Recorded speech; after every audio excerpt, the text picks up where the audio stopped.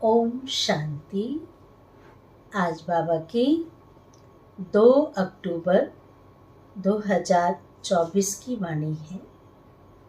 आज की वाणी में बाबा ने विशेष भोजन के ऊपर ध्यान खिंचवाया है।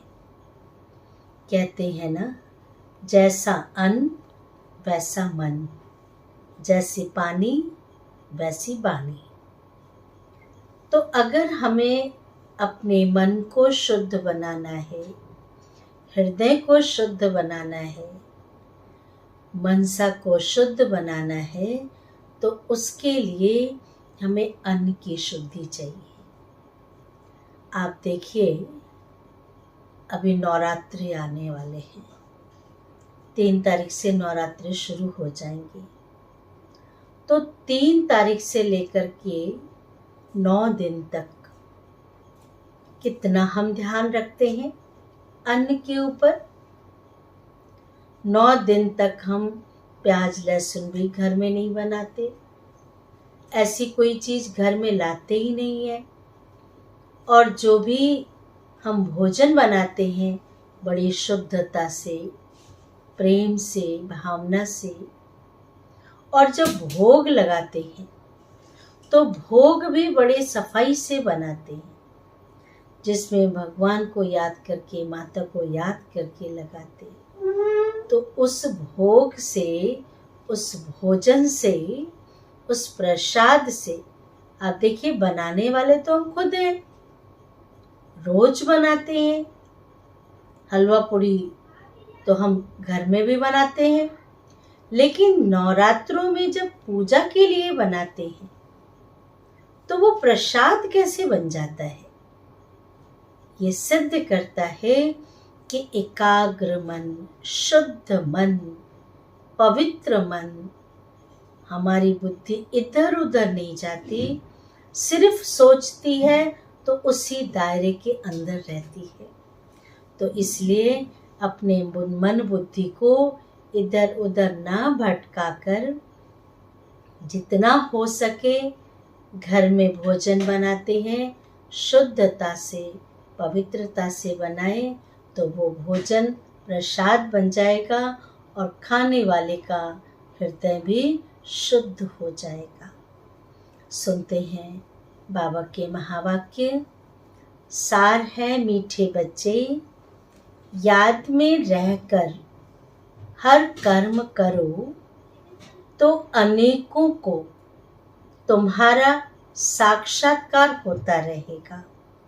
बाबा की याद में रहकर कोई भी कर्म करें, कर्म कोई बुरा नहीं होता है, चाहे वो साधारण कर्म हो, चाहे कैसा भी हो, लेकिन बाबा की याद में करेंगे तो वो उससे बच्चों को, अनेकों को आपका साक्षात्कार होता रहेगा। प्रश्न है, संगम युग पर किस विधि से अपने हृदय को शुद्ध, पवित्र बना सकते हो?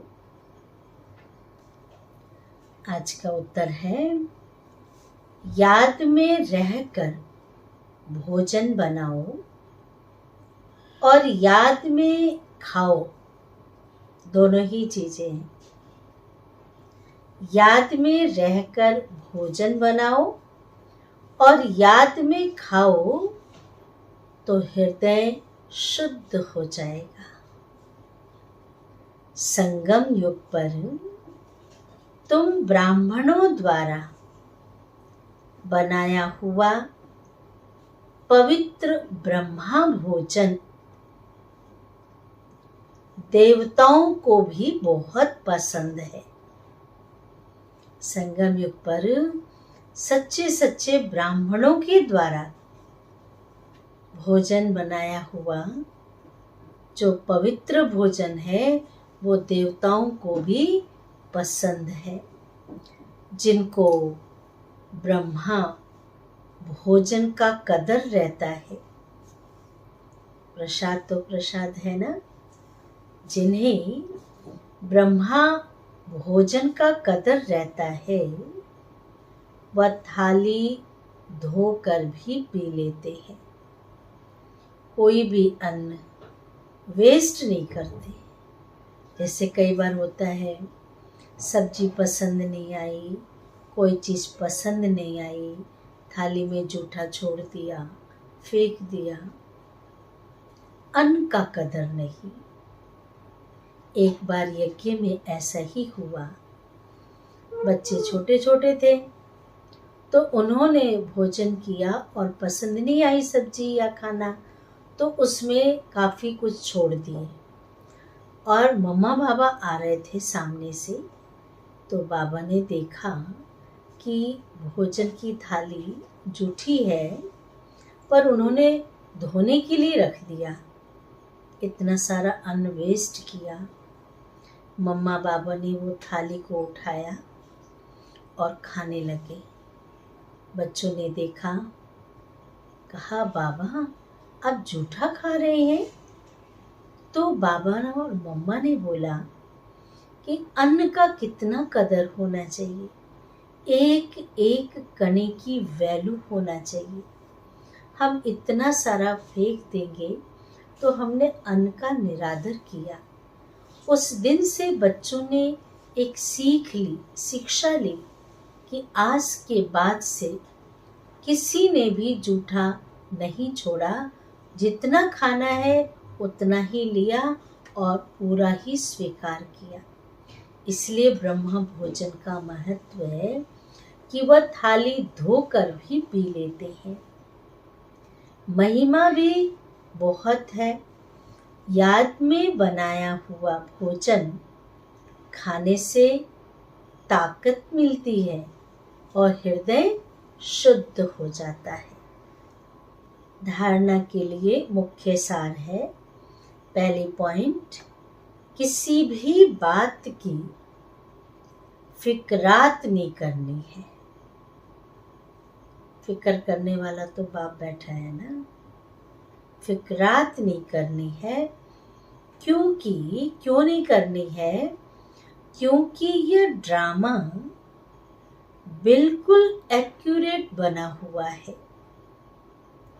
सभी एक्टर्स इसमें अपना अपना पार्ट बजा रहे हैं।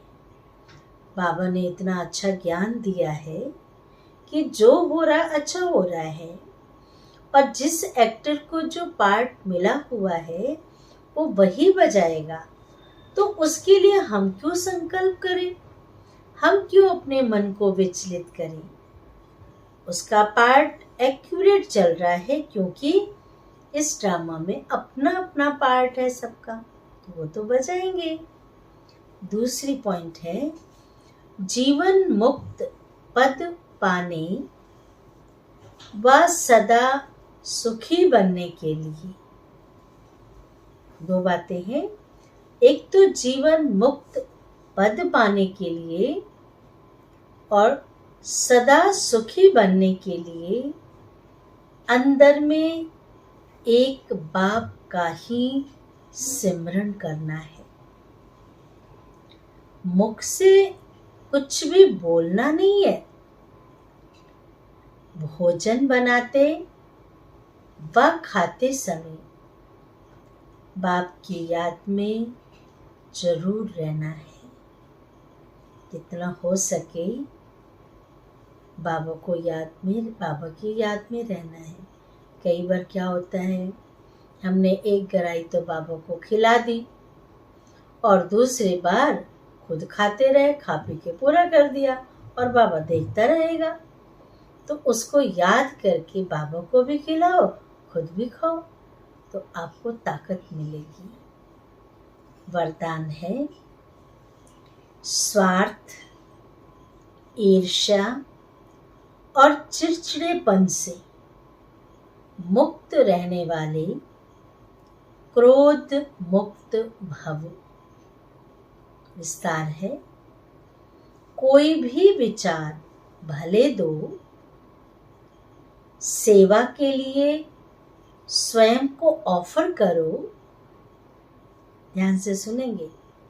आपके अंदर विचार आ रहे हैं, प्लानिंग आ रही है, अब विचार दें, सेवा के लिए ऑफर करो, लेकिन विचार के पीछे उस विचार को इच्छा के रूप में नहीं बदली करो कि मैंने जो विचार दिया मेरी मानी जाए, मेरा ही सुना जाए। वो इच्छा प्रकट हो गई तो वो इसमें बदली नहीं करो। जब संकल्प इच्छा के रूप में बदलता है, जो हमने विचार दिए, संकल्प किए, वो इच्छा का रूप ले लेता है, इच्छा के रूप में बदलता है, तब चिड़चिड़ापन आता है। आपने कुछ सोचा, आपने कुछ कहा और सामने वाला वो स्वीकार नहीं किया, उसने उस बात को नहीं माना, तो आपको गुस्सा आएगा। और गुस्सा ना भी करे तो अंदर ही अंदर चिड़चिड़ापन रहेगा। एक का गुस्सा किसी पर उतारते रहेंगे, क्योंकि आपकी वो इच्छा जाहिर हुई कि मैंने जो कहा मेरी बात स्वीकार किया जाए। तो बाबा ने कहा चिड़चिड़ापन आता है, लेकिन निस्वार्थ विचार दो। जो विचार दो, निस्वार्थ होकर विचार दो, स्वार्थ रखकर नहीं। मैंने कहा तो होना ही चाहिए, यह नहीं सोचो। ठीक है, बालक मालिक बनकर विचार दो, बालक बन जाओ। राय देना कोई बुरी बात नहीं है, लेकिन जो जितना स्वीकार करे। यह नहीं सोचो, ऑफर करो, क्यों क्या में नहीं जाओ कि मेरी बात क्यों नहीं मानी गई, क्यों क्या में नहीं जाओ। नहीं तो रिजल्ट क्या होगा, नहीं तो ईर्ष्या, घृणा एक एक साथी आते हैं। एक एक साथी आपको भड़काने के लिए आते रहेंगे। स्वार्थ या ईर्ष्या के कारण भी क्रोध पैदा होता है। बाबा ने कहा एक तो आपकी बात नहीं मानी जाएगी तो आपको चिड़चिड़ापन आता है, और ईर्ष्या के कारण भी क्रोध पैदा होता है। अब इससे भी मुक्त बनो। आज का स्लोगन है, शांति दूत बन, सबको शांति देना, यही आपका ऑक्यूपेशन है। क्या ऑक्यूपेशन है? कि शांति दूत बन, सबको शांति देना, यही आपका ऑक्यूपेशन है। अच्छा, ओम शांति।